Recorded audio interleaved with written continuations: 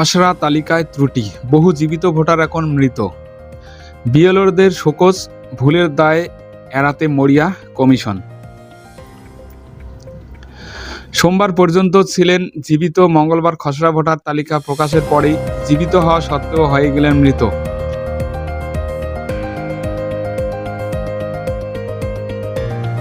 রাজ্যের উত্তর থেকে দক্ষিণ সর্বত্র এমন জীবিত অথচ ভোটার তালিকায় মৃতের একের পর এক হদিশ মিলেছে।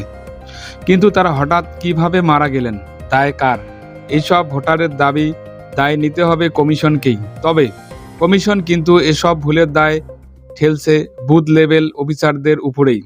সূত্রের খবর, যেসব জায়গা থেকে এমন অভিযোগ আছে সেসব বুথের বিএলওদের শোকজ করা শুরু হয়েছে বুধবার থেকেই। এদিন এমনই অভিযোগ, রাজ্য জুড়ে প্রায় 10 জন বিএলওকে শোকজ করেছেন কমিশন। সেই সঙ্গে এইআরওদেরও শোকজ করা হয়েছে বলে খবর। মঙ্গলবার খসড়া তালিকা প্রকাশের পর এদিন রাজ্যের বিভিন্ন প্রান্ত থেকে জীবিত ভোটারদের তালিকায় মৃত দেখানোর পাশাপাশি একাধিক ভুলের অভিযোগও আসছে। কোচবিহার দক্ষিণ বিধানসভার 54 নম্বর বুথের বাসিন্দা রাজবংশী দম্পতি অশ্বিনী অধিকারী ও শিবানী অধিকারীর অভিযোগ, তারা দুজনেই এনিমিনেশন ফর্ম পূরণ করেছিলেন এবং বহাল তবিয়তেই রয়েছেন, অথচ খসড়া তালিকায় তাদের মৃত দেখানো হয়েছে। কুচবিহারের দেওয়ানহাটের বাসিন্দা আলিমান বেওয়ার একই অভিযোগ। এছাড়াও মাথাভাঙা 1 এর বাসিন্দা শোভা বর্মন এবং মাথাভাঙা 2 এর বাসিন্দা কাজিমা খাতুন ও রাহুল হোসেনকে ভোটার তালিকায় মৃত দেখানো হয়েছে, অথচ তারা জীবিত। উত্তর দিনাজপুরের চোপড়াতেও মশিরুদ্দিন নামে এক 60 বছরের ঊর্ধ্বে ভোটারের নাম নেই খসড়া তালিকায়, বাদ পড়ার তালিকায় তাকে মৃত হিসেবে দেখানো হয়েছে।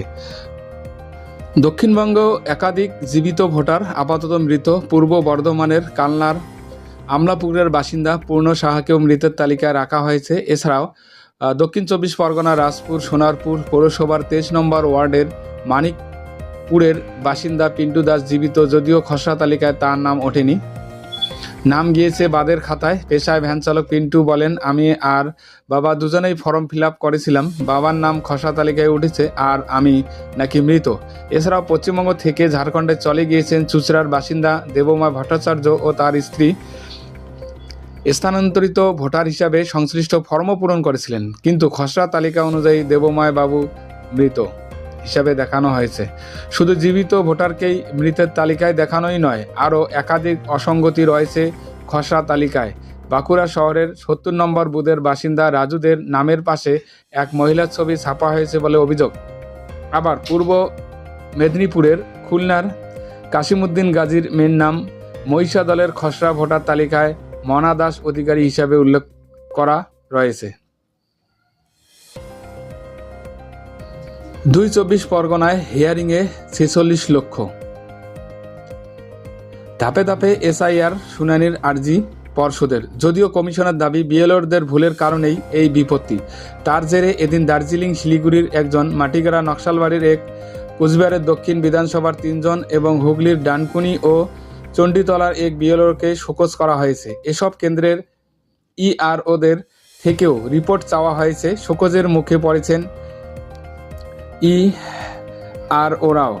এছাড়াও কমিশন জানিয়েছে, খসড়া তালিকা প্রকাশের পর তৃণমূল কংগ্রেসের তরফে 68,556টি, সিপিএমের তরফে 42,759টি, বিজেপির তরফে 55,161টি অভিযোগ জমা পড়েছে। আর ত্রুটিহীন তালিকা প্রকাশের দাবিতে তরুণ মণ্ডলের নেতৃত্বেই সিও অফিসে ডেপুটেশন জমা দিয়েছে এসইউসিআই।